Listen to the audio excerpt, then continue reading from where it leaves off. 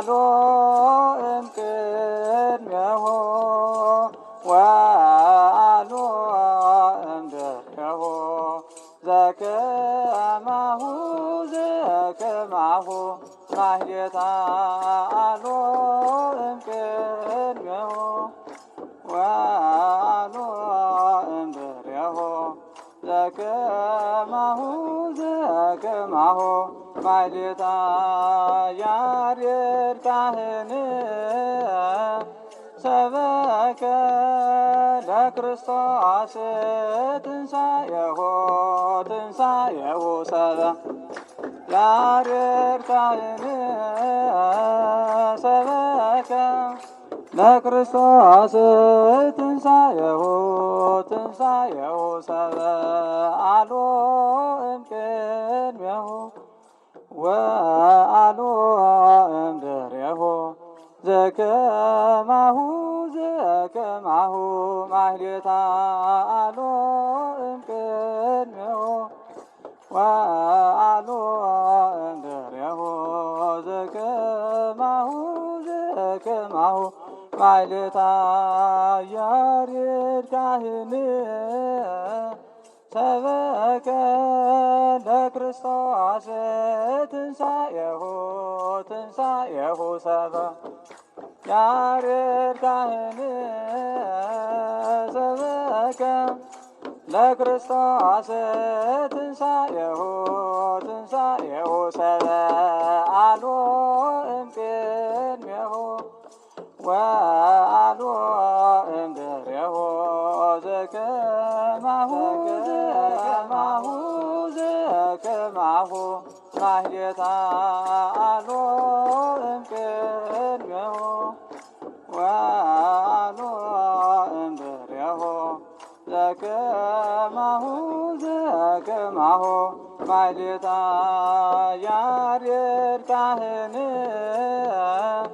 ሰበከ ለክርስቶስ ትንሣኤሁ ያሬድ ካህን ሰበከ ለክርስቶስ ትንሣኤሁ አልቦ እምቅድሜሁ ወአልቦ እምድኅሬሁ ዘከማሁ ማሕሌታ አልቦ እምቅድሜሁ ወአልቦ እምድኅሬሁ ዘከማሁ ማሕሌታ ያሬድ ካህን ሰበከ ለክርስቶስ ትንሣኤሁ ያሬድ ካህን ሰበከ ለክርስቶስ ትንሣኤሁ አልቦ እምቅድሜሁ ወአልቦ እምድኅሬሁ ዘከማሁ ማሕሌታ አልቦ እምቅድሜሁ ወአልቦ እምድኅሬሁ ዘከማሁ ማሕሌታ ያሬድ ካህን ሰበከ ለክርስቶስ ትንሣኤሁ ያሬድ ካህን ሰበከ ለክርስቶስ ትንሣኤሁ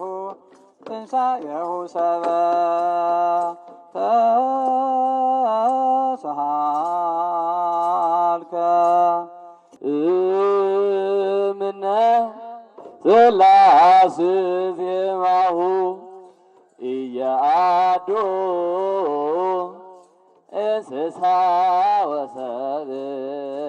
ኢያአዶ እንስሳ ወሰብእ እምነ ሥላሴ ዜማሁ እምነ ሥላሴ ዜማሁ እምነ ሥላሴ ዜማሁ እያአዱ እንስሳ ወሰብእ እያአዱ እንስሳ ወሰብእ እምነ ሥላሴ ዜማሁ እምነ ሥላሴ ዜማሁ እምነ ሥላሴ ዜማሁ እምነ ሥላሴ ዜማሁ እያአዱ እንስሳ ወሰብእ እያአዱ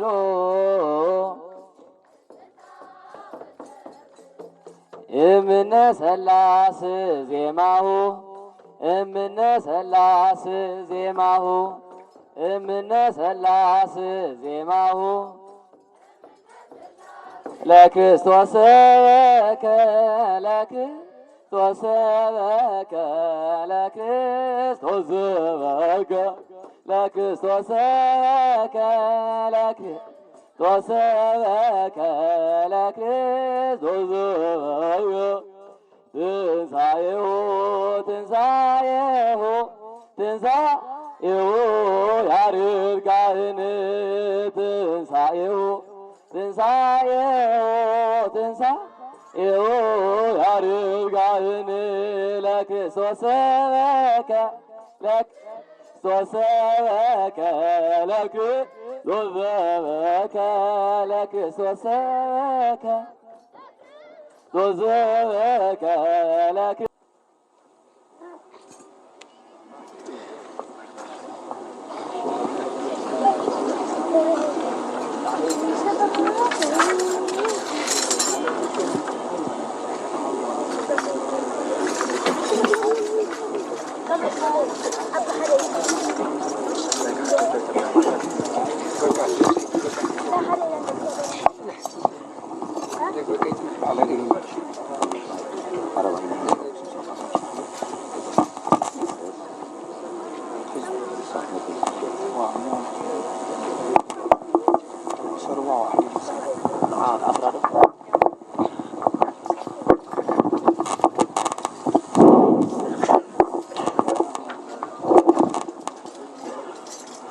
ክርስቶስ ተንሥአ እሙታን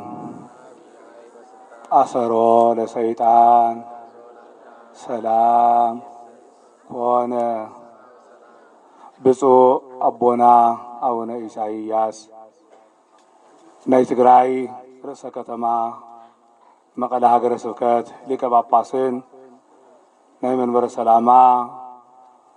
ኦርቶዶክስ ተዋሕዶ ቤተ ክርስቲያን ትግራይ ቅዱስ ሲኖዶስ አባል ዝተኸበሩ መልአከ ብርሃናት ገብረ ሥላሴ ሐሸ ናይ መዲናና ሃገረ ስብከት መቐለ ዋና ስራሕ መካየዲ ዝተኸበሩ መጋቤ ምስጢር ወልደ ያሬድ መብራህቱ ናይ ሃገረ ስብከትና ስብከተ ወንጌል ክፍል ዋና ሓላፊ ዝተኸበሩ ሊቀ ካህናት መምህር አክሊሉ ናይ ሰሜን ወረዳ ዋና ሊቀ ካህናትን ከምኡ ናይ ዞባ ሃገረ ስብከትን ናይ ወረዳታት አመራርሓ ሓለፍትን ናይ አድባራትን ገዳማትን ዋና ማሕደርቲ ክቡራን ሊቃውንተ ቤተ ክርስቲያን አእይንተ እግዚአብሔር ካህናት አሃው ዲያቆናት እግዚአብሔር በበረከት ዝጸውዐኩም ብደሙ ዝገዘአኩም ክርስቶሳውያን አቦታት ምእመናን አዴታት ምእመናት ናይቲ ኣብዚ ምድሪ እዚ ካብ ዘለው ካብ ዝተለዓሉ ሊቃውንቲ ኩሎም ንዕኡ ዝመስል ዘይተሰአ ሰማያዊ ጸጋ ብሕልፊ ዝተዋሃቦ ምድራዊ ኮይኑ ናይ መላእክቲ ጸጋ ዝተበርከተሉ ሰማያዊ አገልግሎት ዝተካፈለ ናይ ሊቁ ናይ ቅዱስ ያሬድ ናይ ቃል ኪዳን ተካፈልቲ ዝኾንኩም ኩለኹም ብልዑል እግዚአብሔር ሰላም ድሓን ሓዲራትኩም ምስጋና እዩሞ አውሒድኩም ድሓን ሓዲራትኩም አሜን። ንክነመስግኖ ንክነምልኾ ካብዘይ ምንባር ናብ ምንባር አምፂኡ ዝፈጠረና ንቀዳማዊነቱ ትማሊ ንማእከላዊነቱ ሕዚ ንዘላለማዊነቱ ጽባሕ ዘይብሉ ዝነበረ ዘሎ ዝነብር አልፋ ወኦ ሕያው እግዚአብሔር ካብዚ ምድሪ እዚ መሬታዊ ፍጥረት ሰማያዊ ኮይኑ ክነብር እቲ ብተፈጥሮ ሰማያዊ ዝኾነ ዲያብሎስ ቦታ ክለቅቕ እንተሎ ብናቱ ቦታ ብናቱ ምትክእ ሰብ ተኪኡ ንሰማያዊ ክብሪ ዘብቅዐ ጎይታ ሰራዊት አምላክ አቦታትና ሕያው እግዚአብሔር ክብርን ምስጋናን ውዳሴን አምልኾትን ናይ ባህሪ እዩ እሞ ሕዝቡን ክብርን ምስጋናን ንዕኡ ይኹን። ነዚ ቅዱስ ሊቅ ጻድቅ ትግራዋይ አክሱማዊ ሊቅ ቅዱስ ያሬድ ዓብይ በዓሉ እንኳዕ ብሰላም ኣብፅሐና ኣብፅሐኩም።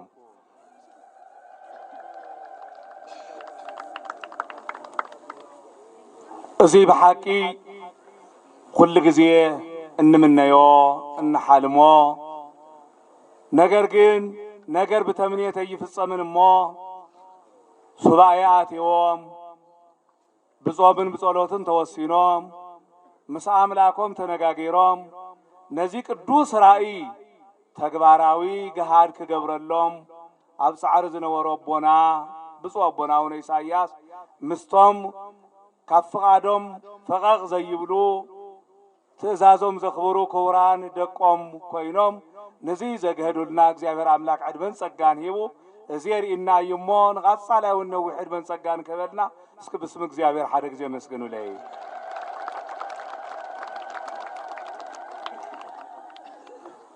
አልቦ ዘይክልአ እምሮታ ለይእቲ ማሕሌት ዘእንበለ 14,400 እለ ተቤዘው እምነ ምድረ ግብፅ። እዚ ሕዚ ዘለናዮ በዓል ሕዚ ዘለናዮ ወቕቲ ሕዚ ዘለናዮ ሰዓት ሕዚ ዘለናዮ አገልግሎት ክገልጸልና ካረድአና ዝኽእል እቲ በዓል ብዙሕ ራእይ ካብ ፍጥረት ዓለም እስካብ ህልፈተ ዓለም ብዙሕ ምስጢራት ዝተገለጸሉ ወንጌላዊ ራእየ ህወሓት አጎሎስ ቅዱስ ዮሐንስ ዝተናገሮ ቃል ዝተረአዮ ራእይ ዝተገለጸሉ ራእይ ዝተዋሃቦ ምስጢር ኣብ ዮሐንስ ራእይ ምዕራፍ 14 ኣብ ቁጽሪ 4 ንረኽቦ ኃይለ ቃል እዩ። አልቦ ዘይክልአ እምሮታ ለይእቲ ማሕሌት ነታ ማሕሌት እቲኣ ዝፈልጣ የለን በዘይካ እዞም 14,400 ማለት እውን 144,000 ህፃናት እቶም ጎይታና አምላኽና መድኃኒና ኢየሱስ ክርስቶስ ኣብዚ መንግስትነቱ ኣብ ምድሪ መሲልዎም ንዕኡ ከቃትሉ ላዕሊ ታሕቲ ክብሉ እንተለዉ እሱ ብመስቀል ቤዞኦም ዝኸውን ነገር ግን ንሳቶም አቀዲሞም ብሰይፊ ቤዝኡ ዝኾኑሉ ቅድሚኡ ዝሞቱሉ በዘይካ ንሶም እዛ ማሕሌት እዚኣ ዝፈልጣ የለን ዝረአያ የለን ዘመስገነላውን የለን ይብል ዮሐንስ ቅዱስ ዮሐንስ። ሰብ ዘይረአያ ሰባት ዘይሰምዕዋ ሰባት እግዚአብሔር ዘይመስገኑላ ፍሉይት ማሕሌት ነገር ግን ነቲ ሓደ በዓል ፍሉይ በዓል ጸጋ ንቅዱስ ያሬድ ዝተዋሃበት ኣብ ቅዱስ ያሬድ ጥራሕ እውን ዘየብቅዐት ኣብዚ ዘለዉ ሊቃውንትና ኩላትና እውን ምስኦም ተኸፊልና ክነመስግነላ ንኽእል ንዓና ብሕልፊ ዝተዋሃበትና እቶም ህፃናት ዘመስግንሉ ማሕሌት ናይ ማሕሌት ቋንቋ ካልእ እዩ። ነገር ግን ነብኡ ዘብቅዕ ንዕኡ ዝመስል ምስኡ ዝተሓባበር ኣብዚ ምድሪ እዚ ኣብ ዝኾነ ይኹን ዓለም ዘይተረአየ ዘይተሰምዐ ፍሉይ ውህብቶ እንዛ ማሕሌት እዚኣ ዝፈልጣ የለን ይብል ልበ አምላክ ነቢየ እግዚአብሔር ዳዊት ኣብ መዝሙር 149 ካብ ቁጽሪ 1 ጀሚርና ክንርኢ ከለና ከምዚ ብምባል ይነግረና ሁላትና ከመይ ኢልና አምላክና እግዚአብሔር ክነመስግን ንአምላክና ንእግዚአብሔር ከመይ ክነምልኾ ከም ዝግባእ ብኸምዚ ዓይነት ቋንቋ ይነግረና። ሰብህዎ ለእግዚአብሔር ስብሃተ ሐዲሰ ስብሃቲሁ በማህበረ ጻድቃኑ ንእግዚአብሔር ሓድሽ ምስጋና መስግንዎ مسكانون بنبيات بكاهنات بليقاون بممهران بمؤمنان ببكفلو ببنغرو ببوغنو ببصوتو مسكانو او يግለጽ يمو كمو غيركم مسكنو سبحاتيو بمحبر صارقانو يتفسح اسرائيل بفطاريو ወደጅ ከጽዮን ይታሰዩ በንጉሶሙ እስራኤል ዘስጋ በፈጣሪኦም በእግዚአብሔር ይحጎሱ ከምዝነበሩ በዝበለጸ ደማ እስራኤል ዘነፍስንሕና በፈጣሪና በእግዚአብሔር ንحጎስ ወደጅ ከጽዮን ይታሰዩ በንጉሶሙ ደቅ ጽዮንን በንጉሶም በእግዚአብሔር ይحጎሱ በንጉሶም በእግዚአብሔር በምድራዊ ንጉስ የሆነ በሰማያዊ ንጉስ በሐላፊ ንጉስ የሆነ በዘላለማዊ ንጉስ ስልጣኑ በዝሰዓር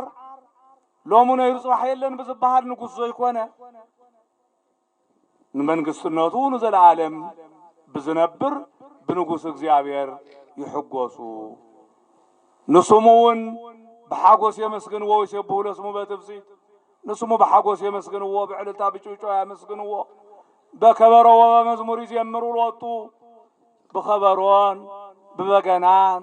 በመለኸትን በጥሩምባን በከበሮን በጸናጽልን በስተፈላለዩ ናይ ምስጋና መሳርሕታት ንእግዚአብሔር የመስግንዎ እስመ ሰምረ እግዚአብሔር በህዝቡ ወያሊኤሎሙ ለየዋሃን በአድኅኖቱ ይትሜክሁ ጻድቃን በክብሩ እግዚአብሔር አብ ህዝቡ ሐዲሩ በህዝቡ ክምለኽ فقيد يمو دليتو يمو نتوم يوهان بدحناتو بردياتو ببيزانتو لعل يبلوم صارقانون بناتو كبري مكحو صارقان بناتو كبري مكحو صارقان بناتو كبري يغلصو صارقان بناتو كبري يموغسو እግዚአብሔር በዛሃቦም ክብሪ ክቡራን صارقان ቅዱሳን ይባሉ بناتو ቅዱስና ተቀድሶም ናይ ቅዱስና ማዕረግ ረኺቦም ቅዱሳን እናተባሃሉ ይጽውዑ እንሆ حزت አክብና ለዘለና በቃል ኪዳኑ ዘአከበና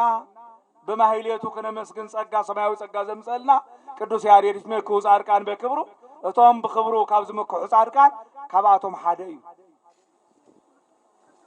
እሱ በክብር እግዚአብሔር ይመካህ ንሕናውን በክብር አቦታትና ንመካህ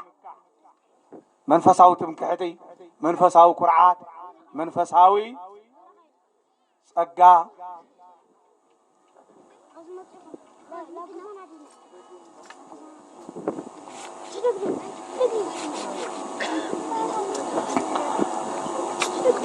እዚህ ይትሜክሁ ጻድቃን በክዋሊሉ ወደ እግዚአብሔር በጎራ አይቶም ንእግዚአብሔር ካብ ጉሮሮኦም ብዙወጽ ቃና ካብ ጉሮሮኦም ብዙወጽ ድምጺ ንእግዚአብሔር ልዕልዕል የብል ወይ ያኽብርዎ ከም ተዓንቶ ሰምዕዎ ዝነበርኩም ንሰምዖ ዝነበርና بغورሮኦም ንእግዚአብሔር የመስግኑ ምክንያቱ بغورሮኦም ኣብዛ ዓለም እዚ አንታ ከም ሰርሑ ብዙሓት ሰባት ፈልጥዎም ይኹም ጉሮሮኦም እስካብ ዝነቅ ጉሮሮኦም እስካብ ዝደርቕ ነገሩን ጉሮሮ ከይደርቕ መተርከሲ ካሊ ኃይል እንዳተወሰኸሉ بغورሮኦም በደርፊ በሙዚቃ በዳንሲ ካሊ ሞት በዘኸትል ህይወት ንህይወት በዝጻባዕ ሞት በዘስዕብ አካይዳ አፈጻጽማ ዝነብሩ ሰባት አለው እቲ እግዚአብሔር ከመስግን ዝፈጠሮ ልሳን እንታይ ለከመስግን ከም ዝግቦ አበየና አገልግሎት ኩዕል ከም ዝግቦ አብዚ ክንመሃረሉ ይግባእ ወያሊሉ ወደ እግዚአብሔር በጎራ አይቶም ንእግዚአብሔር በጎሮሮኦም ልዕልዕል ቢሎም የመስግንዎ ሊቃውንትና ዓያሽሮ ኮይኑ አቦታትና ሐሳሳት ነው ኮይኑ 24 ሰዓት በአገልግሎት 24 ሰዓት በዚያማ ኩዕሉ ከሐድር እንተለው ነገር ግን ናይ ጊዜ ጉዳይ ኮይኑ ጊዜ ዘይፈጥሮ ጊዜ ዘይወልዶ ጣጣ የለንሞ ሎሚ ናይ ቅዱስ ያሬድ አሰር ተኸትሎም ንቅዱስ ያሬድ መስኢሎም አማ ያብቅኒ ማህይለት ተጠው ኢሎም ከም 24 ካህናተ ሰማይ 24 ሰዓት ንዘገልግሉ አቦታትና ካሊነ ቀፋይ በጽሖም ከም ዘለን ሰምዕ እዝን ዝሃዋ ስለተጣናግድ ዘመኑ ዘሐለፎ ድሑር እንዳተባሃለ እንትንቀፍ እንትውቀስን ሰምዖ ግን ዘይመምሃር ይቆሙ ዘብል እቲ ቋንቋ ስለዘይፈልጥዎ በተመስጢር ስለዚህ ይሰምዑዎ እንበር ሰብህዎ ለእግዚአብሔር ስብሐት ሐዲስ ምስጋና መስግንዎ ሐዲስ ምስጋና መስግንዎ አብዚ ዮሐንስ ራእይ ምዕራፍ 14 ከቁጥር 1 ጀምሮ ክነግረና ከሎ ወእምዝ ቆመ ዝንቱ በግዕ ላዕለ ደብረ ጽዮን በግዕ ክርስቶስ እታብ ቀራንዮ ዝተሰውዐ እቲ ንድሕነት ህዝቢ ኣብ ቀራንዮ ምግቢ ዓለም ኮይኑ ኣብ ልዕል መኣዲ መስቀል ዝተሰርዐ ህይወት ደቂ ሰባት ውሕስና ደቂ ሰባት ሰላም ደቂ ሰባት ዝኾነ ጎይታና አምላኽና መድኃኒና ኢየሱስ ክርስቶስ ብበግዕ ተመሲሉ ናይ በግዕ ቅርጺ ናይ በግዕ ኣርኣያ ሒዙ ከም በግዕ ትሕረድ እንትወራረድ ኣብ ልዕል መስቀል ዝወዓለ ጎይታና ወምስሌሁ 14,400 ህፃናት ምስኡ ይብል ምስተ ሰማያዊ በግዕ ምስተ ናይ ቀራንዮ ምሳሕ ምስ ጎይታ ኢየሱስ ክርስቶስ ምስኡ 14,400 ህፃናት ኣለዉ ይብል ሰማዕታት ኣለዉ እዚኦም እንታይ እዮም እለ ጽሑፍ ስሞሙ እለ ጽሑፍ ውስተ ፍጽሞሙ ስሙ ወስመ አቡሁ ወስመ ቅዱስ መንፈሱ ናቱ ስመ ወላዲ ናይ አብ ስመ ተወላዲ ናይ ወልድ ስመ ሰራጺ ናይ መንፈስ ቅዱስ ስም ኣብ ግንባሮም ዝተጻሕፈሎም ከምዝ ናይ ሎሚ ብኻሊ ውቃጦ ግንባሮምን ኢዶምን ዘይተወቀጡ ኣብ ግንባሮም ስመ ስላሴ ዝተጻሕፈሎም እሳቶም ምስኡ ነይሮም ይብል ምስኡ ነይሮም ምስኡ ኣለዉ ብምስጋና ወመጻ ቃል እምሰማይ ከመ ቃለ ማይ ብዙ ወከመ ቃለ ነጎድጓድ ዓብይ ካብ ሰማይ ልክዕ ናይ ዓብይ ገደል ወራዲ ውሕጅ ዝመስል ናይ ማይ ሓያል ውሕጅ ድምፂ ዝመስል መጸ ሰማዕኹ ናይ ዓብይ ናይ ግሩም ልዑል ናይ ነጎድጓድ ድምፂ ዝመስል እውን መጸ ወይሃልዩ ማሕሌተ ሐዲሰ ሐዲስ ምስጋናውን የመስግኑ ነይሮም ይብል ቅዱስ ዮሐንስ ሐዲስ ምስጋና የመስግኑ ነይሮም አምላክ ሰብ ኮነ ሰብ አምላክ ኮነ እንዳበሉ ቅድሚ ይኹን ብድሕሪኡ ከምኡ ዓይነት ምስጋና ከምኡ ዓይነት ድምፂ ዜማ ሰሚዐዮ ዘይፈልጥ ሐዲስ ምስጋና የመስግኑ ነይሮም ወከመ መሰናቁ ወከመ ቃለ መሰናቁ ዘይሰነቁ በበመሰንቆታት ይሆሙ ሐደሽቲ ናይ መሳርሒ ናይ ምስጋና መሳርሒ ማተርያላት ንዓቶም ዝመስሉ ብዙሓት ድምፅታትን ይሰምዕ ነይረ በዚውን ሐዲስ ምስጋና የመስግኑ ነይሮም መን እዮም እዚኦም አልቦ ዘይክላ አእምሮ ታልይቲ ማሕሌት ነታ ማሕሌት እዚኣ ዝፈልጣ የለን በዘይካ 14,000 ወይ ድማ 144,000 ሰማዕታት ካብኣቶም ወፃኢ ካሊእ ዝፈልጣ የለን እምበኣር ከምዚ ዓይነት ጸጋ እዩ ንኣና ዝተላእኸልና ቅዱስ ያሬድ ኣብ እግዚአብሔር ደገ ብምጽናዕ ኣብ ሰባት ኣይኮነን ናብ እግዚአብሔር ደገ ጸኒዑ ብዙሕ ወፂኡ ወሪዱ ለፊዑ ብጾምን ብጸሎትን ተወሲኑ ኣብ እግሪ መምህራን ወዲቑ ዝረኸቦ ጸጋ ካብ መምህራን ሰሚዑ ዘይኮነ እግዚአብሔር ግዚኡ ኣብ ዝፈቐደሉ ሰዓት ቅዱስ ያሬድ ናብ ሰማይ ተመሲጡ ሰለስተ እዕዋፍ መጽዮም ኣብ እዝኑ እንዳነገርዎ ልክዕ ቅዱሳን ኪሩቤል ቅዱሳን ሱራፌል ኣብ ጽርሐ አርያም ኮይኖም ንስላሴ ዘቕርብዎ ምስጋና ኣብ ገበዛ አክሱም ኣብታ ቅድስቲ ምድሪ ኣብታ እግዚአብሔር ንሙሴ ቃል ብቃል እንዳነጋገረ ኣብ ልቦንኡ ምስጢርን ጥበብን እንዳሰአለ እንሆ ንደቂ ሰባትን እግዚአብሔርን መራኸብ ክትኸውን እያ ኢሉ ኣብታ ናይ እግዚአብሔር ቃል ዝሓድረላ ታቦተ ጽዮን ናብ ዘለላቶ ቦታ ሙራደ ቃል እንዳተባሃለ እስካብ ሕዚ ስያሚኡ ዘይጠፍእ እስካብ ዕለተ ምጽአቱን ዘይጠፍእ ዘይሐስስ ሙራደ ቃል ያሬድ ማለት ትርጉሙ ሙራድ ርደት ዝብል ትርጉም እዩ ዘለዎ ያሬድ ዝብል ቋንቋ ገና ካብቶም ዓበይቲ አርእስተ አበው ሓደ ያሬድ ይስሙ አቡና ሄኖክ አቦ ናይቲ ዓብይ ነብይ ናይ ሄኖክ አቦ ያሬድ ይባል ያሬድ ማለት ሙራድ ርደት ማለት እዩ ሽዑ ካልኦት ሰባት እዮም ወሪዶም ካብ ክብሪ ናብ ሓሳር ዝወረዱሉ ዘመን ስለዝነበረ ያሬድ ተባሂሉ ኣብ ዘመንና ዘሎ ቅዱስ ያሬድ ግን ካብ ሰማይ ናብ ምድሪ ሰማያዊ ምስጋና ዝወረደሉ ታሪኹን ዝተለዋወጠ ጸጋውን ዝበዝሐ ፍሉይ ክብሪ ዘለዎ እዩ ያሬድ ዝብል ትርጓሜ بزمن ياريدون زخونه ነገር بزمن ياريد استوهابنا ነገር ስለዚህ ያሬድ ዝብል ቋንቋ ሙራድ ማለት ይሞና ቃናይ ሰማይ ቃል ናብ ምድር ዝወረደሉ ናይ ሰማይ ምስጢር ናይ ሰማይ ዜማ ናብ ምድር ዝወረደሉ ናብ ሰማይና ካብ ሰማይና ምድሪ ጸጋታት ዘወረደ ያሬድ ይባል ከመይሊ ይኸውን አፈ ታሪክ ደይመስል ታራ ድርሰት ደይመስል ንዘይፈልጠው ንዝፈልጦን ዝተረድኦ ግን ሐቅዩ ብርሃነ ዓለም ሐዋርያ ቅዱስ ጳውሎስ ክነግረና ተላው ካላይ ቆሮንቶስ ምዕራፍ 12 ካብ ቁጥሪ 3 ጀሚርና ክንርኢ ከለና አነ ዝፈልጦ ሓደ ሰብ ነይሩ ይብል ንባዕሉ እዩ ብርሑቅ ገይሩ ስለዝናገር አነ ዝፈልጦ ሓደ ሰብ ነይሩ ብስጉኡ ይኹን ብነፍሱ ብምንታይ ከም ዝፈልጦ እግዚአብሔር ይዝፈልጥ ይብል እግዚአብሔር ይዝፈልጥ ነገር ግን ወመሰጥዎ እስከ ሳልስ ሰማይ እስካብ ሳልሳይ ሰማይ ነጢቆም ወሲደምዎ ንባዕሉ ንቅዱስ ጳውሎስ مسكالون ينادينا سمعكم دلو نقدس باولوس نابسال ساي سماي كام مدر نتيقوم وسيدوم هو يزبلنا انت علو እግዚአብሔር ንዝደለዮ محدر እግዚአብሔር ንዝኾነ ሰውነቱ ንዘንጸኸ ህሊኑ ንዘደላደለ ልቡኑ ንዘማዓራረ እግዚአብሔር ካብ ምድር ናብ ሰማይ ነቲቆም ወሳድ ታይጽግሞ ታይኸብድ ብዙሓት ቅዱሳን አቦታትና እስካብ ሕዝብ ህይወት ዘለው عين موت زي رأيهم إيد موت زي ده حساسهم بزحات أبوتاتنا اللو كبر مسكانا أملاقنا يقول سلازي كبعتهم حدا قدوس باولوس والنفس ما يتنتقو خدا تاي زبل وسمع بهيانا جرى زي الترقوم زي عمرو على امهياو نفت سماي تنتقو مسكدا زي ترقوم رقيق فولوي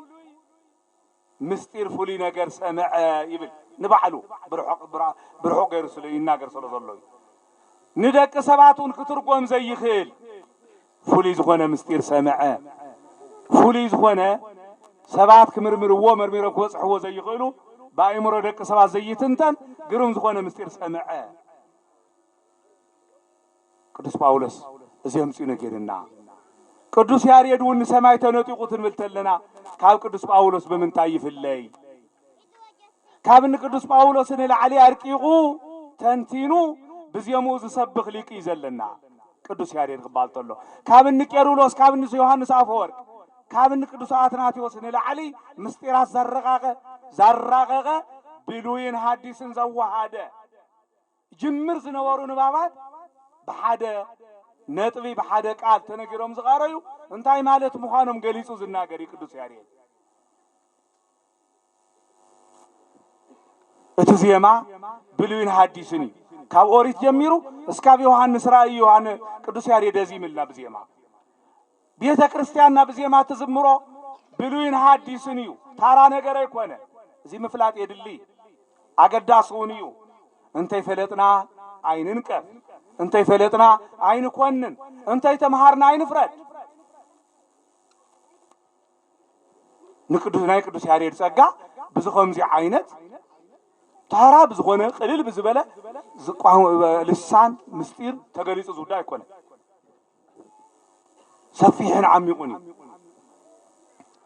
ሰፊሕን ዓሚቁን ባዕሉ ክዝምር እንተሎ መጀመሪያ ናብ እግዚአብሔር ዝጠየቆ እግዚአብሔር ጸጋታት ከብዝሕሉ ትልተ ንእግዚአብሔር ከሓትት እንተሎ ዝበለ ቋንቋ እንታይ እዩ እግዚአብሔር ይሃበኒ ልሳነ ጥበብ ከመ አእምር ሕጋ ለቤተ ክርስቲያን ክስት ሊተ እግዚኦ ናይ እግዚአብሔር ናይ ጥበብ ልሳን ይሃበኒ ናይ ዕብደት ልሳን ስለዘሎ ሰባት እግዚአብሔር ከመስግኑሉ ዝተፈጠረ ልሳኖ ሰባት ይጸርፉሉ ወይ ድማ ናይ ዓለም ከንቱ ዝኾነ ስራሕ ይሰርሑሉ ይደርፉሉ ናይ ዕብደት ልሳን ይሱ ስለዚህ ቅዱስ ያሬድ ካብዚ ዝተፈለ ህይወት ስለዘለዎ እግዚአብሔር ናይ ጥበብ ልሳን ይሃበኒ ምስጢር ዘደላድለሉ ምስጢር ዘመዓራርየሉ ንእግዚአብሔር ምስጋና ከናዊነ ዘቅርበሉ ናይ ጥበብ ልሳን ይሃበኒ ናይ ቤተ ክርስቲያን ሕጋን ስርዓታት ፈልጣ ምንታን ክስት ሊተ እግዚኦ بل قلصلي قويتاي قلصلي نبيت كريستيان حقاك فلت كله زكي سوى مصحابي هايس امو اسمه مفكري تنقد الساعه تقبالي تقاشايا نسخا قيح نسخا صليم نسخا رحو قربا نسخا ود عد نسخا سدتኛ زيتبل نخل بمعرنت تقبل تقبالي تفتاوي تقاشايا امو نابا زمص كله يدكمن خسير يملسن يبل كبر مسكانا نعملاقنا يقول نابا زمص خسير يملسن بدن بغيركم مسكن وقاو كونه اسم مفكري تناقد ازيا خفلطام انتاني القدس ياريد تقبالي تقاشا فتاوي تقاشا نسخان يركان نسخاي اين وركان زيت بنسان زمص كله لكع كمنا ما هيصنا ولاد مخانو فليطا حقيفات تقبل سو كله كاغاغا كاو حقفاك وص زيت فتو نخل بمعرنت التاناقد بيت كريستيان ناتا حقك فلت منتان ناي طبب لسان هابني ناي طبب لسان هابني لنا كلاتنا انت يكوس ناي طبب لسان كبنا እግዚአብሔር ناي طبب لسان انت حليو مسغانا ناي طبب لسان زلوا افقري ناي طبب لسان زلوا مكبباري زوعل ام نققاف ام فللاي حادنت ام فرخخاس حادنت ام بتطا سيوعل ناي طبب لسان استوحاوصل زتفلاليه حدا يقبر زترححقه يقرارب زتبتنه يكب افلالا يصبب فقري سبخ حادنتي يوج كله حدا خوينو بحادنت كنبر يدلي كمون يسرع ناي طبب لسان زلو ناي طبب لسان استوحابو كمو يسقبر اندحر طبب زي اللقن كنتوي سولومون بعصر خلت عمت كنقس كله نعملاكون እግዚአብሔር ዝጠየቆ طبب نكهبوي ግዛቱ ካስፈሐሉ ሰራዊት ካውዝ ሐለ ይጠየቀን طبب ህፃንየ እንተይ ተገበኒ አፍትና ዓብይ ሰብ አፍትና ልብ አምላክ አብናይ ዳዊት መንበር ተቀሚጠለኹሞ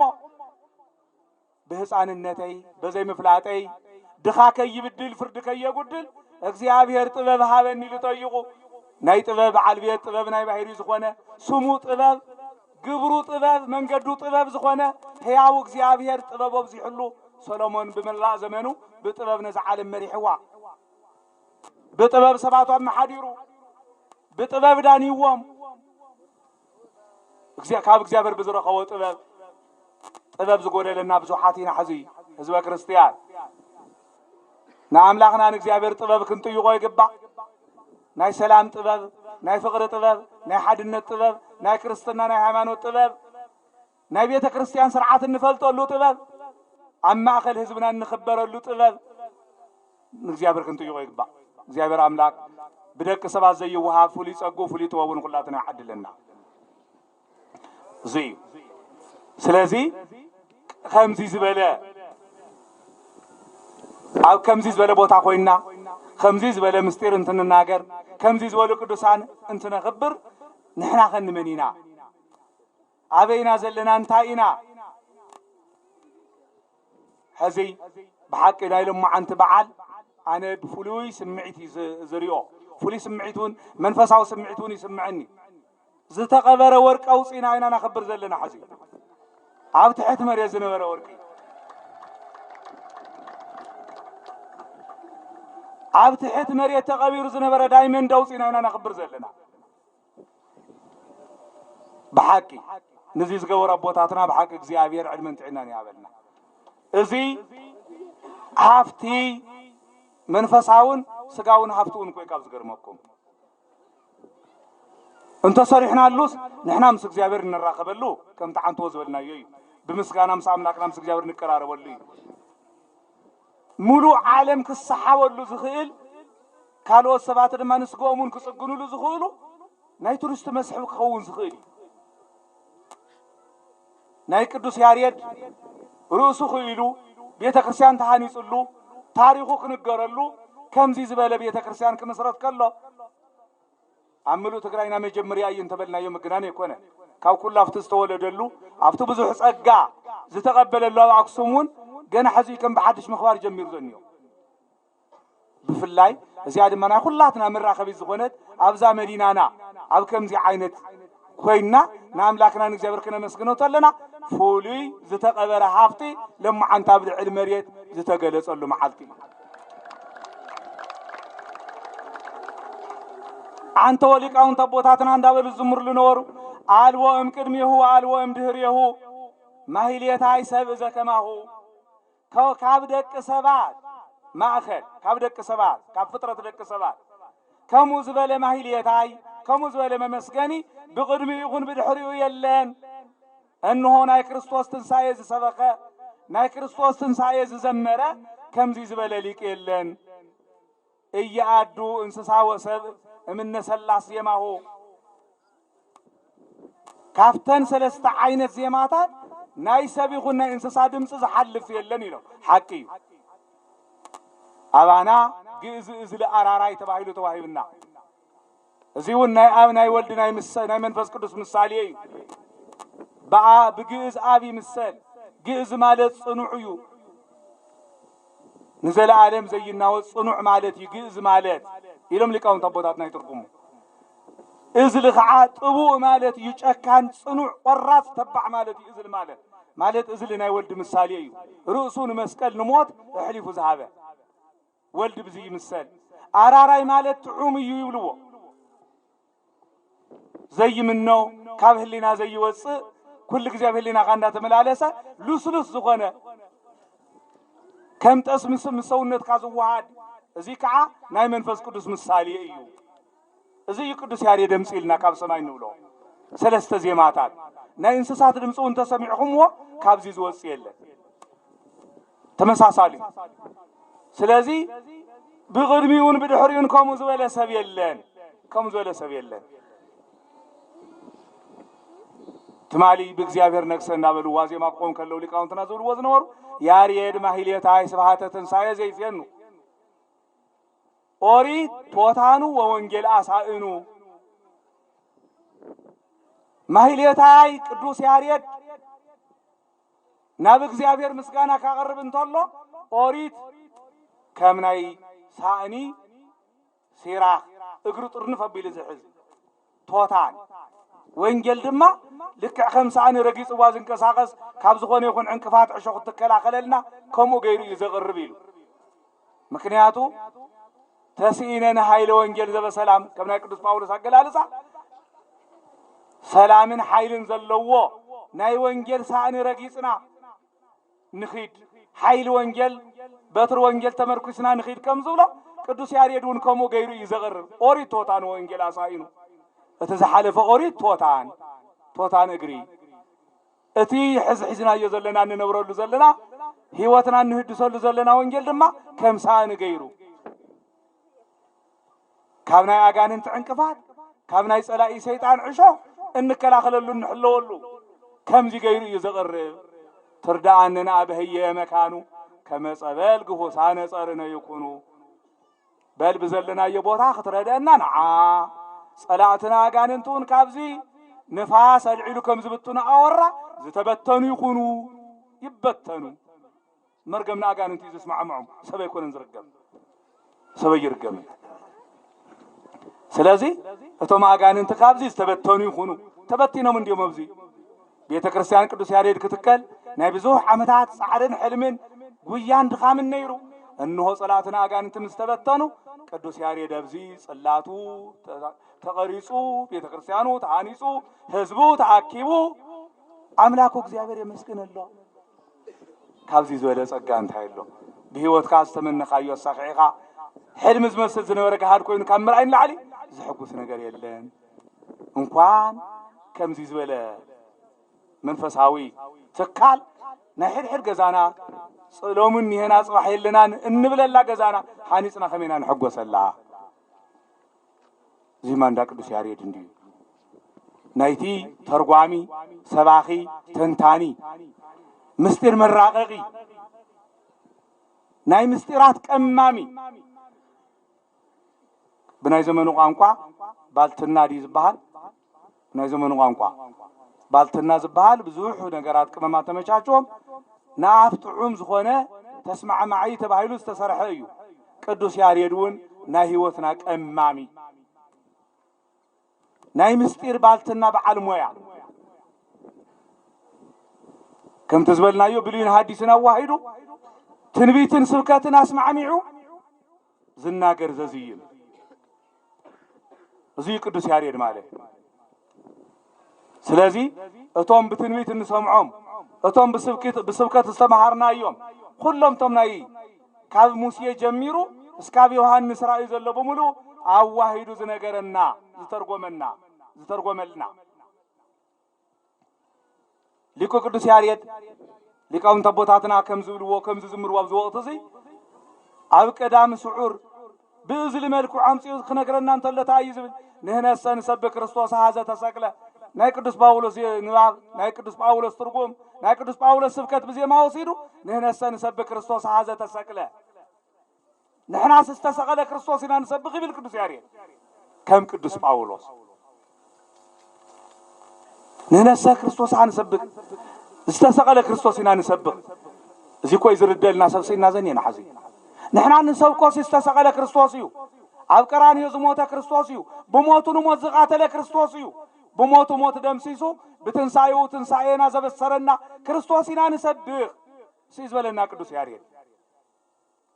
ክርስቶስ ተንሳእ ሙታን በአብይ ኃይል ወስልጣን ይሉ ብዜሙ ዘዜመ አሰሮ ለሰይጣን ንሰይጣን ዘአሰሮ ንአዳም ነፃ ዘውፅኦ ብፍጹም ስልጣኑ ዝተሰአ ክርስቶስ ኢና ንሰብክ እቲ ካብ ሰማይ ዝወረደ ካብ ቅድስት ድንግል ማርያም ዝተወለደ ክርስቶስ ኢና ንሰብክ እቲ ኣብ ዮርዳኖስ ተጠሚቁ ናይ ዕዳ ደብዳቤና ዘጥፈልና ክርስቶስ ኢና ንሰብክ እቲ ካብዚ ምድሪ እዚ ናብ ሰማይ ዝኣረገ ጽባሕ ንጓብ ልዕል ሙታንን ሕያዋንን ክፈርድ ዝመጽእ ክርስቶስ ኢና ንሰብክ ይብል ቅዱስ ያሬድ ሰባክ ቅዱስ ያሬድ ሊቁ ቅዱስ ያሬድ ሐዋርያ ነብይ ቅዱስ ያሬድ እዚ እዩ ስለዚህ እዚ መጀመርያ ምፍላጥ ይድሊ ሰው ኩሉ እዚ ይረዳ እዚ ተይተመሃረ ምን ቅዱስ ያሬድ አይኮነን ነታ ሓደ ናይ ቅዱስ ያሬድ ደቀ መዝሙሩን ክነቅፈ ይኽእል አይኮነን ቅዱስ ያሬድ እዚ ሁሉ ጸጋ ዝተውሃቦ ናይ ባዕሉ ሓንቲ መስመር ዜማ መፍጣር ዘይኽእል እዚ ሁሉ ጸጋ ድጓ ዝበሃል ዝኣክል ናይ ብሉይን ናይ ሐዲስን ናይ ቅመም መጠራቀም ዝኾነ ዓብይ ናይ ምስጢር መኽዝን ዝኾነ ድጓ ዝኣክል ጸጋ ዝተውሃቦ ቅዱስ ያሬድ ከመገይሩ ክነቅፍ ይኽእል በየናይ ዓቕሙ በየናይ ልሳኑ ነገሩ ግን ናይ ጥበብ ልሳን ዝጎደሎ እዩ ናይ ጥበብ ልሳን ሃበን ንበል ኩላትና ምስጢር ንምፍላጥ ናይ ጥበብ ልሳን ሃበኒ ዝበለን እሱ ናይ ጥበብ ልሳን ተቀቢሉ እዩ እግዚአብሔር ዘመስገነ ከም ተዓንቶ በመእተው የዝበልክዎ ዲያብሎስ ወይ ከዓሳጥናኤል እናበልና ንጽውዖት እንተጸላኢና አመስግን ክባሃል ከለ ቅዱስ ቅዱስ ቅዱስ ኢሎ መላእክት ቅዳሴ ክጅምሩ እንተለው ዝወፀ ቅዳሴ እንትእተው ዝወፀ ሕዙን ልምድ ኮይንና ቅዳሴ ትእተው ሙፃእ ባህል ገይርናዮ እንዲና መብዛሕትና ቅዳሴ ትእተው ሙፃእ ግን ናይ ዲያብሎስ ስርዓት ያ ምእመናን በእግረ መንገዱ ተማለዋ ወቅዳሴ ትእተው ተሎ እምነ ባሃ ቅዱስ ቤተ ክርስቲያን ኢሎም ከጅምር ከለው ወይ መስቀል አብርሃ ኢሎም ወይ ኩሉ ዘገብራ ለጽድቅ ጻድቅ ውእቱ ንጽድቅ ስርሐ ኩሉ ጻድቅ እንዳወል ሰንበት እንዳአወጅ ኻቱ ተለው ንሕና ንደገ ንጎይ ሰባት ቅዳሴ ትእተው ዝወፀ ዲያብሎስ እዩ ሓደራኹም ፍለጥዋ ቅዳሴ ትእተው ዝወፀ ዲያብሎስ ቅዱስ በልተባሂሉ ቅዱስ አይብልን አይስማዕምዕንን እቲ ንስላሴ ዘቅርቦ ምስጋና ንዓፈው ይመረዩ አይጥዕመንን ኢሉ ቅዳሴ ዝጸለ ጣዕሚ ቅዳሴ መዓዛ ቅዳሴ መሪርዎ ዝወፀ ጸላኢ ቦታ ክለቅቕ እንተሎ አዳም ብናይ ዲያብሎስ ምትክ ተፈጢሩ ናይ ዲያብሎስ ቦታ ክሕዝ ብፍቃድ እግዚአብሔር መስተዳለወ ወሶበ ኢያይኮትኮ ለእግዚአብሔር ዘፈጠረከ እምነፋስ ወእሳት ፈጠረህ የንቴከ ሰብአ ዘማርየ እማይ ወእመሬት ይብል መቃብያ ነቲ እግዚአብሔር ካብ ሓውር ከተመስግኖ ቅዱስ ክትብል ክትቅድስ ተቀዲስካ ክትቅደስ ቅድስና እግዚአብሔር አባኻ ክሓድር በረከት እግዚአብሔር ከበዝሕልካ ጸጋ እግዚአብሔር ከም ምግቢ ተመጊብካ ከማይ ሰቲኻ ረዊኻ ክትነብር ዕድል ተዋሂብካ እምቢል ምስ ወፀ እምቢልካ ምስ ዓበኻዮ ፈጠረህ የንቴከ ሰብአ ዘማርየ እማይ ወእመሬት ክክንዳኻ ብናትካ ቦታ ናትካ መተካእታ ካማይን ካመሪያትን መመስገኒ ዘማሪ ሰፈጠረ ይሉ እግዚአብሔር አምላክ እምቢ ዝበለ ወፂኡ እሺ ክነመስግን ይልና ብናቱ ቦታ አትዩና ኢናሞ ነዚ ክብር እዚ ይጸዋዓና ናይ ክብር በዓል ቤት አምላክና እግዚአብሔር እስከ መስግነው ዓለ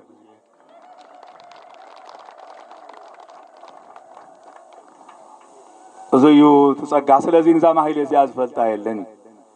ዘማህሌ እዚያ ዝፈልጣ የለን ናይ ትምህርትና ርእሲ በዘይካ በሰማዕትነት ሞይቶም ምንት ክርስቶስ ዝሞቱ ሰማዕታት እዮም ዝፈልጥዋ ምንት ሰው ክርስቶስ ዝሞቱ ሰማዕታት እዮም ዘመስግኑላ ካሊ ሰብ ግን ይፈልጣን አነን ስኹምን ግን ደቅ ጽዮን ወደ ጭቃ ጽዮን ይተሐሰዩ በንጉሶም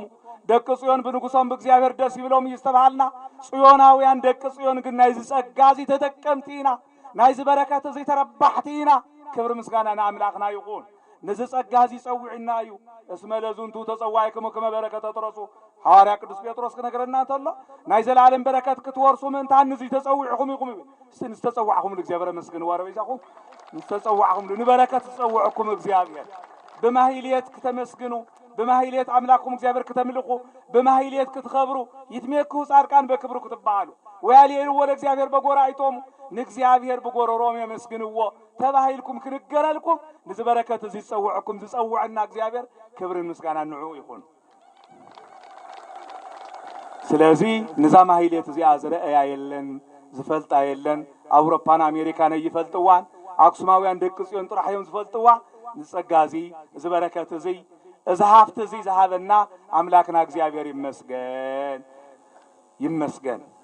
ስለዚህ ልዕል ኩሉን ቅድሚ ኩሉን ደጊምና ደጋጊምና ሐቅ እንተመስከርና አይሕፍረና ነይጎደና እሞ ብፁዕ አቦና አቡነ ኢሳይያስ ዝተረስዑ ሰባት ዝተቀበሩ ወርቀታት ዝተደፈኑ ሃፍተታት ዝተቀበሩ ትሕት መሬት ሪሒቆም ዝነበሩ መክሊታትና አውጽኦም ኣብዚ ቅሚጦምልና ናይ ቅዱስ ያሬድን ናይ አቡነ ሰላማ ዘይንርስዖም ሰውዕለት አቦታትና ስለዚህ ብፁዕ አቦና ዓድመ ይሃበልና ካልኦት ዝተረስዑን ገና ክእልሹልና እዮም ገና ዝረሳዕናዮም ናትና ሃፍቲ ኮይኖም ማዕዲውናና ካልኦት እናረኢና ግን ሓደራ ደጋጊመ ዝብለኩም ኩሉ ግዜ ንነገሮ ኢና ናይ ባዕልና ሃፍቲ ሞን ይጨብጥ ካልኦት ንወስኺና ንብል እምበር ብደገ ዝመፁ ቅዱሳን በረከታትና ጸጋታትና እዮም ትሽዓተ ቅዱሳን ተቀቢልና ክነኽብር እንተለና ኣይንሓፍርን ንኾርዖሎም በረከቶም ንጥቀመሎም ዓድና ናይ መንፈሳዊ ሃፍቲ መፍለቂት ተቀባሊት ቅዱሳን መዕረፊት ናይ ቅዱስና ጋይሽ ዝኾነት ቅዱሳን ተቀበል እኳ ካሊው እንደሪባ እንዲያ ነገር ግን ዋላ ሓደ ከገበረ ይካልን ዘይሩ ናፍቶም ቅዱሳንና ዘወር ንበልሞ ቶም ናይ ባዕልና ቅዱሳኑን ከምዚ ገርና ንግለጾም ቅዱሳንና እውን ይንረስዕ ዝሞጽና ቅዱሳን ጋይሽ ንቀበል ግን ምስ ቅዱሳን ማእኸል ዝመጸን ክርዳድ ድማ ንፍለይ እዚ የኽብል ዝደሊ ስለዚህ ንዛ ማህሌት እዚኣ ዝረአያ የለን በዘይካ ቅዱስ ያሬድ በዘይካ ደቅ ቅዱስ ያሬድ ደቅ ጽዮን ንሕና እዚ ጸጋዚ ከምሸልና ጸጋዚ ናትና ሃፍቲ ኮይኑ ክነብር ተሓድሽ ወለዶውን እዚ ተምሂሩ ብዝእግር እዚ ተተኪኡ እዛ ቤተ ክርስቲያን እዚኣ ተረኪቡ ሃፍታ ቦታ ተወሪሱ ናይ ጸጋ በዓል ቤት ክኸውን ዓድና ናይ ሰላም ናይ በረከት ናይ ጸጋ ናይ ድሕነት ምድሪ ክትኸውን አምላክና እግዚአብሔር ቅዱስ ፈቃድ ይኹነልና ናይ ቅዱሳን አቦታትና በረከት ምሳና ይሃሉ ቅዱሳንና ናኽብር ቅዱሳንና ንፍለጥ ምስ ቅዱሳንና እንላለይ በረከት ቅዱሳን ይጠቅመና እምበረ ይጎደናን ብዙሕ ጸጋታት ኣለና እሞ ብጸጋና ንኹራዕ ሰላም እግዚአብሔር ምስኹም ይኹን ተዓኑ ዓዱ ምነ ስላስ ዜማሁ እያአዶ እንስሳ ወሰብ እያአዶ እንስሳ ወሰብ እምነ ሰላስ ዜማሁ እምነ ሰላስ ዜማሁ እምነ ሰላስ ዜማሁ እምነ ሰላስ ዜማሁ እያአዶ እንስሳ ወሰብ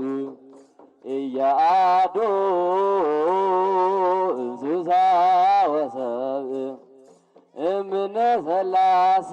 ዜማሁ እምነ ሰላስ ዜማሁ እምነ ሰላስ ዜማሁ እምነ ሥላሴ ዜማሁ እያ እንስሳ ወሰብእ እያአዶ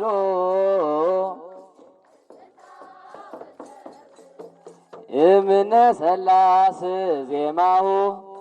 እምነ ሥላሴ ዜማሁ እምነ ሥላሴ ዜማሁ ለክርስቶስ ሰበከ ለክርስቶስ ሰበከ ለክርስቶስ ሰበከ ለክርስቶስ ሰበከ ለክርስቶስ ሰበከ ለክርስቶስ ሰበከ ትንሣኤሁ ትንሣኤሁ ትንሣኤሁ ያሬድ ካህን ትንሣኤሁ ትንሣኤሁ ትንሣኤሁ ያሬድ ካህን ለክርስቶስ ሰበከ ለክርስቶስ ሰበከ ለክርስቶስ ሰበከ ለክርስቶስ ሰበከ ወለድና ብደቅኹም ምስጋናን መዝሙርን ቤተ ክርስቲያን ተተኺሉ ደሞ ብደቅኹም ተምሊቃውንቲ ከም ዘለዎ ኮይኑ ብዞም ደቅኹም ሰማዕኹምዎም ኣብዚና ተኣኻኸቡ ነይሮም ሕዚ ግን ስርዓት ብዘለዎ ቅድሚ ፀቦና ክዝምሩ ስለ ዝኸኣሉ እዚ ምርኣይካቶም ደሞ ዓብዪ ነገር ስለ ዝኾነ እንኳዕ ደስ በለካቶም ክብለኩም ይደሊ እሞ ናይ ቅዱስ ያሬድ ኣቦና ብሰፊሑ ተኸበሩ መጋቢ ሐዲስ ሲራክ ብሰፊሑ ኣስተምሂሮምና ነጊሮምና እዮም ግን ንኩሉ ዓለም ዝበፅሕ ስለ ዝኾነ ገና ታሪኩ ልቅድሚት እውን ክንገር ክሰፍሕ ዝኽእል ኣብ ዝሓለፈ ግዜ እውን መፅኦም ኣስተምሂሮምና እዮም ካሊእ ግዜ እውን ብዝበለፀ መፅኦም ከስተምህሩና እዮም ሰፊሕ ነገር ዘለዎ እዩ እዚ ጻድቅ እዚ ሊቅ እዚ እሞ هذا ممهرنا قال هوت يسمعنا عن هذه الأمناء قدوس ياريد تاريخ أتن لما جمر يا جزية خالد تمهاركم زعم حالة غيره ناي قدوس ياريد بيت كريستيان مقل قادل لما عنتو شيء جميرة بناي قدوس قال ياريد قلم بزح جزية بزح عما وتقل قلنا هنا أبيت كريستيان سمنا صوعنا جن لما جمر يا جزية يو إنها أجزاء هرام لاك زقع زيرنا كل دا جن النحصو لو هذا صباح يخلق ومن شباب يبهال نيرو تدخل الجبرة بحتاوي زخرة كالي أفتيون تماساسال اللي أفتيون تماساسال اللي يبهالي نايك بسياري يدق نبيتم بتايلن زي داريسة أيه زي تناجير أيه زي النجار يلن أو تحتي أخوينو تنايك بسياري بستفعل عليه مويا تحدى دقاي تحز تحدى قوقامي تحز تحدى قداسي تحز زي تفعل عليه أزام كشاب زهزون زلة تم قدوس ياريد زم صمياتات باستفعال عليه ملك عبد حدث أيقون تحانت الرجال على بطعم خندي كم تخبط لبزح يزون كنجار كبهذا زي العبي نجاري ما أزي زمسة أزي كال سماي توها هفتي زمسجنا بزق باجن زي مسجنا يو السو فتارية مسجنو نحناون كنا مسجن زجبرة نحن على جن بزقبا زو زي مسجنا يوز أنا حلال لو جيزنا يرو هذا جن كبر مسجنا الفتارين أيخون أوزو عبي بطاطا تخيلي زلمو هذا قع دسبل النهم تنجركم بصوبنا تاريخ المسرح هم تعنتوا بزحات نجارات يوم تصريحهم نابرها واصهم عدولا كم تري لنا ولا سلامة قدوس ياريد أصلهم وزلوا خالد قدوس ياريد سفح جزء بزح نجار تكل سلسلة بصوبنا أب دبرسينا أب شلانا دبرسينا إلى يتويلن ببزحازن قديم مللو تتهالو قدم أي مرجعهم قدوس ياريد نيرو قدوس ياريد لخنا لنا إلى النيرو جنو قام عالته يود جزء يود أمبر هنا إن على شلانات خراب التوها بس لزغنا خالي خنز اللونات وحاله يصنع ما እግዚአብሔር አምላክ ክብር ምስጋና ለፈጣሪና ይኹን ዝዘረየና ጸበና ብጣዕሚ ዓብይ ዕድል ዓብይ ጸጋ እዩ ዘሎ ብዝበረከዚ ካሊውን ክስራሕ ከም ዝኽእል ሙሉእ ተስፋ እዩ ዘለኒ هذا السخاتم سلازة هذه تتكلنا وقعكم نيرو أنا جن سرّي النزلة أفتصف في العل بلد عبي بطالتها نصت من جرك شفنا أي خلي كم تهالت أوزن رئي لنا بطها تستخاخلو ولادنا من لو تخليل من لو تتخل خمز اللغين تعباية كريستيان تتخيلها ما مكشفنا لا يغير بكل ملك اخترت تغل ساعة الرئي النزلة زوزنيا እንደምን ይልኩም ለማዓንቲ ተሓገዘ ኣሎ ብዙሕ ሳስ ሽሕ ዝበለ ተቢለ ኣሎ ሓቢርና ሓፂር ሰዓት ክትሰርሕዎ ትኽእሉ ናይ ስራሕ ድልየት ዘለኩም ያው ዲያስፖራ ማለት ውሽጢ ዓዲ ዘሎ ማለት ጥራሕ ኣይኮነን እቶም ወፃእ ዘለውን ተሓጋጊዞም ተረዳዲእና ለዓበየ ቤተክርስትያን ብል ሓፀረ ክንሰርሐሉ ንኽእል ተስፋ እዩ ዘለኒ እሞ ህዚ እውን እግዚኣብሔር ምስኩላትና ይኹን ናይ ቅዱስ ያሬድ በረከት ረድኤት ምስኩላትና ይኹን ናይ ቅዱስ ኣቦና ሃፀይ ዮሃንስ ሰማዕቱ እውን ብፁዕ ኣቦና ሰዓትን ግዜኡን ሓልዩ ዘ ሰዓት ኣብ ዝሓለፈ ግዜ ርኢኹምዎ ኢኹም ናይ ሰማዕትነት ክብሪ ክረኽቡ ከም ዘለዎም ብዙሓት ሊቃውንቲ ኣድባራትን ገዳማትን ተኣኪቦም ይግባእ እዩ ኢሎም لبوز حق زاجن كامتل نورا نجار أو تحت مريت لصان عند حرخينو تقاير النورا نحر نجار نحر خينو حامد سلد مسوسا أصر يخاص إخاء يزبرهم برسا كل خستع على يخلي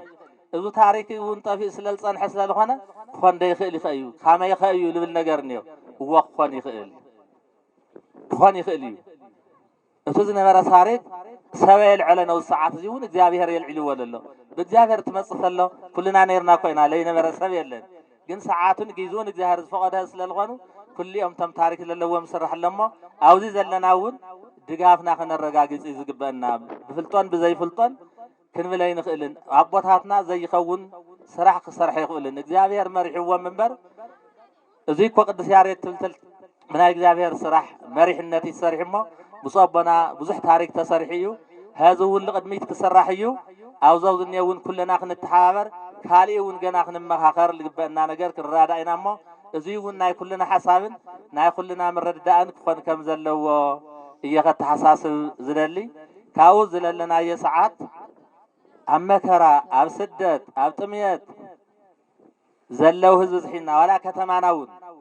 أو كتما زل سوون ترتلنا بزح زشجرة بزح ملك عنانري بزحات زي مسلوة مسيلم زنور الله كتما بزح شجر زلوا كتما وصيان كيلم منو جميرا ويفلطون أي سرحن كافتم زواري لم زلوا كافت الفلطم صار زوار تلولو حدا نجار كولي خلنا يرام جاوز فلطم صار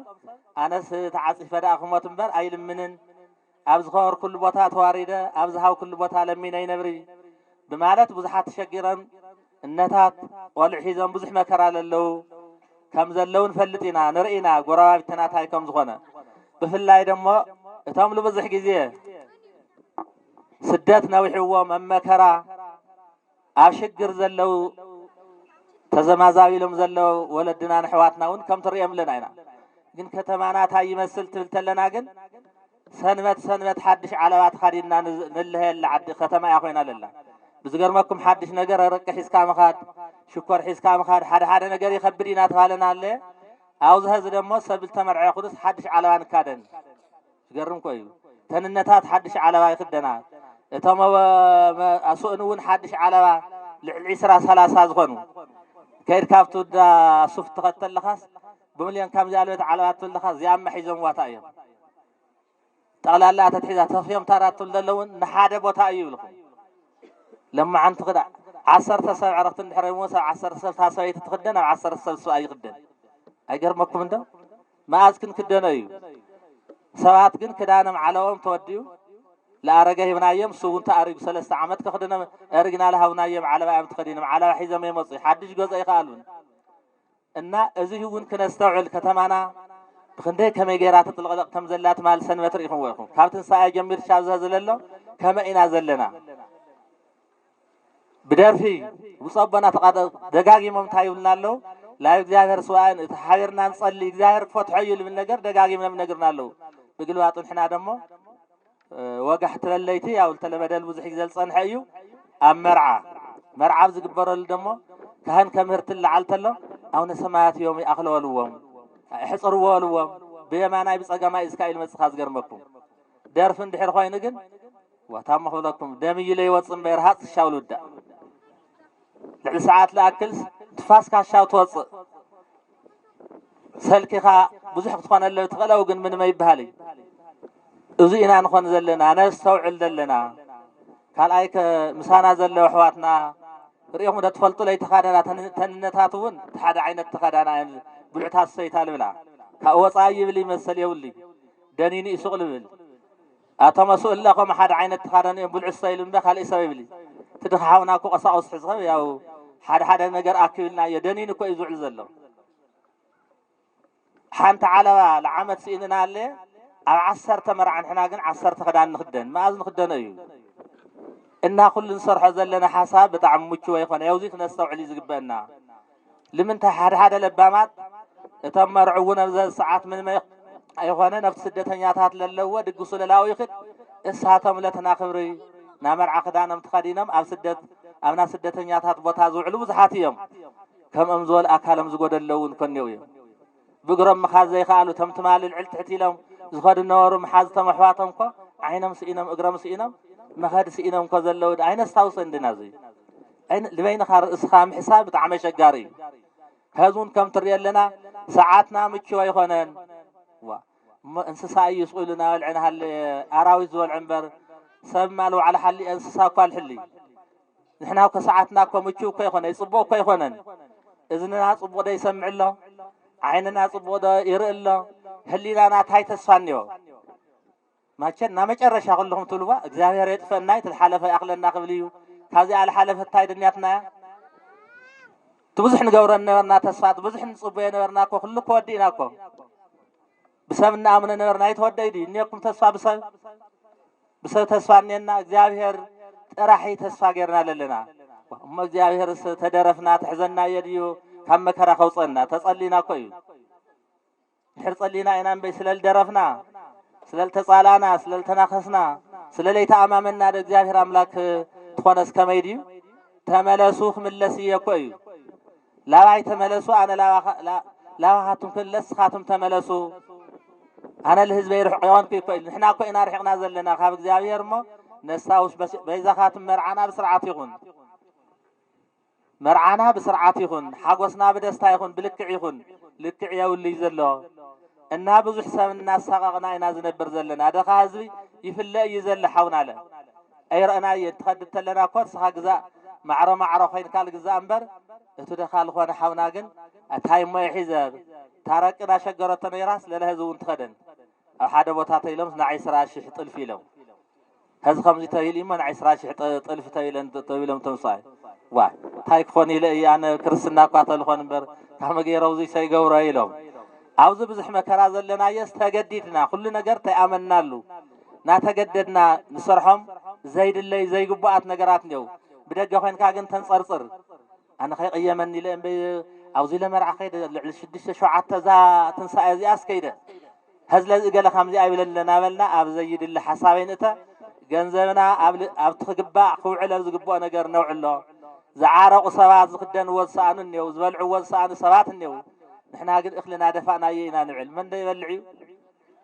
صويل كوي تساريحو أكيبنا كوينا للسمن وجانينا نحنا طعمنا لسباتنا نوم كياتنا ما مسارا يزلهم سبات حزنا نخل كلنا تملك بوم سبات نا نفس تتجبرهم مرعى تتجبرهم لمسكر الخوان لا يولينا نجور زلنا ما بيزا خاتم لب نبال بخال أي درجة دمو النتات هذه زهير مسجن تمر هو مرعى نيرو إتن أوالدون زريعات ألف تخادينهن مسيلا نتاتا مسيلا تمرعا للعراقتك كافتو تعي دمو لا تحماق يخبري لهم وتناوال سيقرموك تقداد التوالا شيء كافتو تعي تحماقتن بامبولا تخادينهن لإراقو كل خدان قرمكم تن بامبولا ساس بامبولا خد خواني الكاسمر تلي تخادن حبو تتخونس تن بامبولا تخادين سخيدنا سمريس كاتخدن هاي قرمن بامبولا كوينا خوينا لنا عالتناكو كاسم مخان وصينانا مستوعلتن خون እግዚአብሔር ብስኩላትና ይኹን በጣም እግዚአብሔር ፈቅዱ ወዙ መዓልና ደስታና ሓጎስና ወሰን ይውልን እግዚአብሔር አምላክ ከምትን ውለለና ለኸብደ ነገር ስለሌለ ለዕቅበ ስለሌለ ለቁልቁለ ስለዘየለ ኩሉ ሽግር ከምት በሓደ ግዜ ፀሓዩ አብሪቁ አው ኩሉ ወጽሕዎ ዘሎ ሰላሙን ለኩሉ ዓለም ሰላም ሂው ህዝብና ሰላም እንብረሉ እግዚአብሔር አምላክ ይግበረልና ናይ ቅዱስ ያሬድ በረከት ብስኩላትና ይኹን ዕድለኛ باهتاوي مناني أبونا بزح تاريخ صرحو زخلو الحسوات كل نجارنا تفصم اللهم للو ساعات زي بتعمي عدلنيات هاتن ينامو الزهير مسكولاتنا يخون تنقرت اللو خورمقاوي هادس قالهم زو سمعو إلهم زتناقروا ومقاوي هادس نايب صوبنا ونيساياس كم زي مسؤول أبو زي سمع خانا من يسمع ዕድመኻ ክትሕፅር መከራ ክትረክብ ንባዕልኻን ለስድራኻን ጠቕላላ ዘርኢ ነቒልካ ንምጥፋእ እንድሕር ዘይተለየ ኮይኑ ናዞም ኣቦታ እዚኦም ለይሰምዓኻ እንታይ ይብሉ ድዮም? እንታይ ኢሎምና እንታይ ንፈልጦ ነገር ደኒ ይጽልዩ ኢልና ይበኺ ኢልና ይመኽሩና ከምዚ ዝበለ እውን ብዙሕ ግዜ ዝተጸበናዮ እውን ነበረ ትንቢትና ፈጺሞም ክድግልገል ዝገብሩ ኣቦታት እምበር እንታይ ይብሉና ለኣና እንታይ ዘጋነ ኣሎ? ኩለና ለልና ዝተጥየቐስ ብምንታይ ተጋኒና ንፈልጥ? እንኳንስ ብዘነጋግር መልክዕ ብተሰላሙ ዝኾኑ እውን ኣብዚኣ ትመፁ እውን እስኻቶም ዓለቦም ስሒብኩም ርጋፅ እግሮም እናተሳለምኩ ትኸዱ ኣቦታትን እነታትን ኣሕዋትን ከም ዘለኹም ንሕናማ ብጣዕሚ ዕድለኛታት እንኳን ኣብ ምድርስ ኣብ ሰማይም ብጸሎቶም መንግስተ ሰማያት ክንኣቲ ኢልና ኢልና ተስፋ ተተኣዚዝና ማለት እዩ። በስ ዝድለ ነገር ተኣዚዝና እንድሕር ኸይድናስ እግዚአብሔር ኣምላክ በረከት ክበና ኢልና እዙይ ለኣክል ተስፋ እዩ ዘለናና ለቦና ብኩሉ ነገር ክንእዘዝን ክነኽብርን ከም ዝግበአና ኣሚንና ኢና ንነብር እሞ እግዚአብሔር ምስ ኩላትና ይኹን። ኩልና እውን ወለድና ኽቢርና ናይ ወለድና በረከት ክንረክብ እግዚአብሔር ኣምላክ ለኩልና ልቦና ይሃበና። ብጾቦና ትምህርትን ብራኬን ቅበል ኣብዚ ቅዱስ ቦታ ታራ ቦታ ነበረ ኣውደ ምህረት ኢልና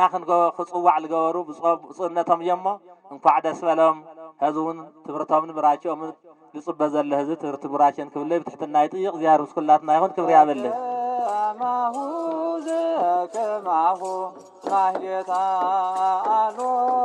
እምቅድሜሁ ወአሎ እምድኅሬሁ ዘከማሁ ዘከማሁ ማህሌታ ያሬድ ካህን ሰበከ ለክርስቶስ ትንሣኤሁ ትንሣኤሁ ያሬድ ካህን ሰበከ ለክርስቶስ ትንሣኤሁ ትንሣኤሁ አሎ እምቅድሜሁ ወአሎ እምድኅሬሁ ዘከማሁ ዘከማሁ ማህሌታ አሎ እምቅድሜሁ ወአሎ እምድኅሬሁ ዘከማሁ ዘከማሁ ማህሌታ ያሬድ ካህን ሰበከ ለክርስቶስ ትንሣኤሁ ትንሣኤሁ ያሬድ ካህን ሰበከ ለክርስቶስ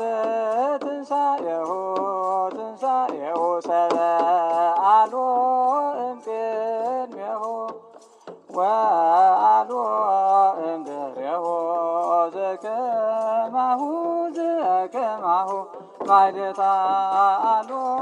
እምቅድሜሁ ወአሎ እምድኅሬሁ ዘከማሁ ዘከማሁ ማህሌታ ያሬድ ካህን ሰበከ ለክርስቶስ ትንሣኤሁ ትንሣኤሁ ያሬድ ካህን ሰበከ ለክርስቶስ ትንሣኤሁ ትንሣኤሁ ተስሐ